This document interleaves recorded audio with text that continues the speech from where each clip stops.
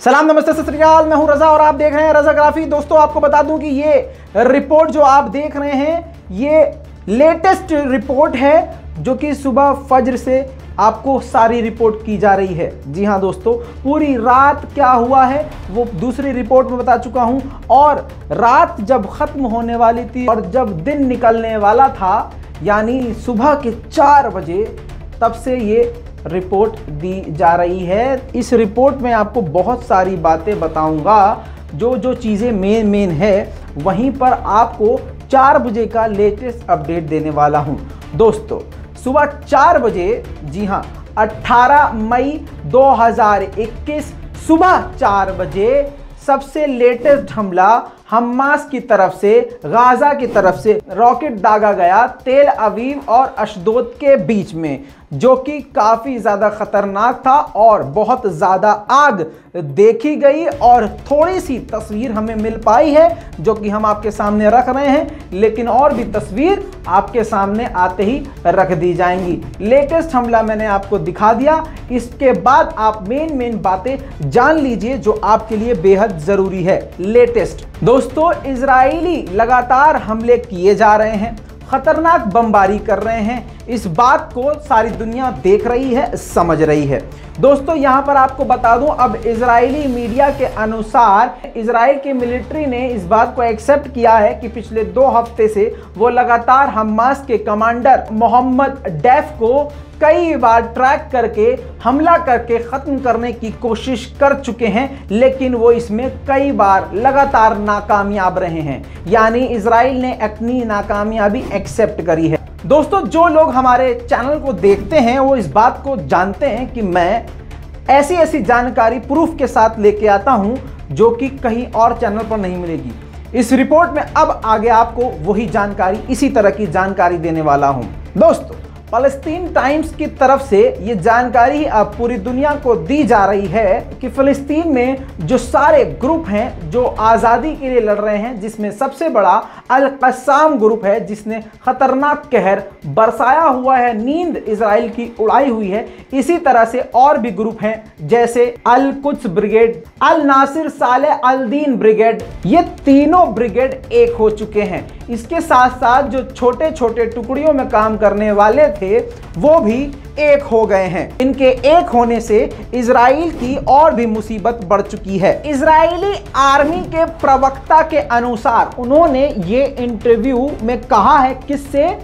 Israel की media से, can media से कहा है। इजराइल की मीडिया है, उसको इंटरव्यू देते हुए एक बात कही है जो कि बहुत इंपॉर्टेंट है, जिसके बाद से इजराइल की जनता में खौफ बैठ गया है और सारी दुनिया अब हमास पर नजर गड़ाकर बैठी है। वो बात यह है कि इजराइल के कमांडर ने ये बात कही है और एक्सेप्ट करी है और अंदाजा लगाया है और बताया है कि हमारे सूत्रों के अनुसार हमें ये पता चला है कि हमास के पास अभी 12,000 मिसाइलें हैं। जी हाँ दोस्तों, फिर से रिपीट कर रहा हूं, 12,000 मिसाइलें हमास के पास हैं। आगे इजरायली कमांडर ने कहा कि जो कि हमारे लिए बेहद मुश्किल खड़ी कर सकती है। जी हां दोस्तों, इजरायली कमांडर ने इस बात को एक्सेप्ट किया है कि 12,000 मिसाइलें हमास के पास हैं और वो हमारे लिए मुसीबत हैं और सभी को इंटरसेप्ट करना नामुमकिन है। दोस्तों बहुत सारी खबरें चल रही हैं। लोग कह रहे हैं कि नेतन्याहू अब सीज फायर के लिए तैयार हो गए हैं, लोग कह रहे हैं कि हमला बंद कर दिया है, लोग कह रहे हैं कि हमले कम हो गए हैं। दोस्तों सोशल मीडिया का ज़माना है, हर जगह फेक खबरें चलती हैं। आपको बता देना चाहता हूं, बहुत सारे चैनल यूट्यूब पर भी ऐसे मौजूद हैं जो बिना सोर्स के बात करते हैं या ऐसे सोर्स की बात करते हैं जो कि इतना भरोसेमंद नहीं होता है। आंकड़े गलत होते हैं और झूठी खबरें होती हैं। दोस्तों हम जानते हैं कि सोशल मीडिया पे ज़्यादातर खबरें गलत चलती हैं, तो प्लीज़ आप लोगों से गुजारिश है कि किसी भी खबर पर आंख बंद करके भरोसा ना करें। दोस्तों मैं ये नहीं कह रहा हूँ कि आप सिर्फ मुझ पर भरोसा करें, लेकिन कम से कम दिमाग को खुला रखें। दोस्तों सबूत के साथ मैं आपको बता रहा हूँ, और जो हमारे सोर्सेज हैं आज पहली बार बता रहा हूँ, हम डायरेक्ट रिपोर्ट आपको गाजा और फिलिस्तीन से ही कर रहे हैं। मतलब मैं गाजा में नहीं हूं, लेकिन हमें जो रिपोर्ट करने वाले हमारे साथी हैं वो गाजा में मौजूद हैं, वो फ़लस्तीन में मौजूद हैं। दोस्तों यकीन जानिए हमारे पास ऐसी फुटेज है जिसका हम इस्तेमाल करें तो यकीनन 3 सेकंड के अंदर हमारे चैनल को बंद किया जाएगा और ये YouTube की पॉलिसी के खिलाफ है, इसलिए हम उसका उल्लंघन नहीं करना चाह रहे हैं। इसीलिए अगर मैं कहीं बात कुछ कहूं और उसका वीडियो ना दिखाऊं तो उसको आप हल्के में मत लीजिएगा। ये हमारी मजबूरी है कि हम वो वीडियो आपको नहीं दिखा सकते हैं। अब नेतन्याहू ने लेटेस्ट बयान क्या दिया है, याद रखिएगा। लोग ये कह रहे हैं कि जंग कम हो गई है, जंग रुक गई है। बाइडेन ने जोर नहीं दिया है सीज फायर का, बाइडेन ने इस बात पर जोर नहीं दिया है। अल जजीरा के मुताबिक बता रहा हूं आपको, अल जजीरा पे रात को भारतीय वक्त के मुताबिक 1 बजे ये अपडेट आया था कि बाइडेन ने पुतिन से बात किया, लेकिन उस तरह से जोर नहीं दिया। वो सिर्फ बाइडेन ने फॉर्मेलिटी पूरी करने के लिए बात करी थी। दोस्तों बाइडेन खुद ही जानबूझ के इजराइल को इतना वक्त दे रहे हैं कि हमास को इतना कमजोर कर दो कि जब तक हम मीटिंग करें ये पूरे तरह से टूट जाएं और इतने कमजोर हो जाएं कि आप फिर झाड़ू लगा के इन्हें साफ कर दो। यही हकीकत है। दोस्तों नेतन्याहू ने लेटेस्ट बयान कल रात को यह दिया, लेट नाइट भारतीय वक्त के मुताबिक 12 बजे से ठीक पहले बयान ये दिया कि हमने हमास का काफी ज्यादा नुकसान किया है और आगे इसी तरह से करेंगे। अभी हम सीज फायर के लिए नहीं सोच रहे हैं और लगातार हम हमास पर हमले करते रहेंगे। ये बात कहने के बाद लगातार रात को 3 से 4 एयर स्ट्राइक और कई बार बमबारी और कई रॉकेट हमास की तरफ दागे गए हैं। और ऐसी बात नहीं है कि हमास भी खामोश रहा है। मैं बता चुका हूं शुरू में ही कि हमास ने भी पलटवार किया है। दोस्तों बौखला गया है इजराइल, इतना बौखला गया है, बौखलाहट पता चलती है।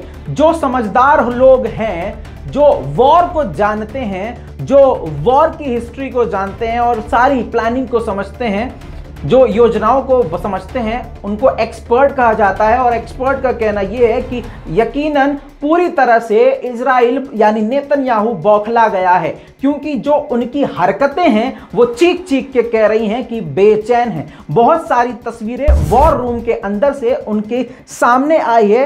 सभी कमांडर के मुंह पर, सीनियर कमांडर के मुंह पर टेंशन देखी जा रही है। बच्चा भी देख के कह देगा कि भाई साहब बहुत टेंशन में है। नेतन्याहू के चेहरे की हवाइयां उड़ी हुई हैं। ये लेटेस्ट तस्वीर मैंने आपको दिखा दी है, ये वॉर रूम से जहां से ये सब हमले करवाते हैं और कंट्रोल करते हैं। दोस्तों आप जान लीजिए इतना बौखला गए हैं कि मैंने बताया कि हॉस्पिटल तोड़वा दिए, हेल्थ मिनिस्ट्री की बिल्डिंग उड़वा दी, ये भी बता चुका हूं।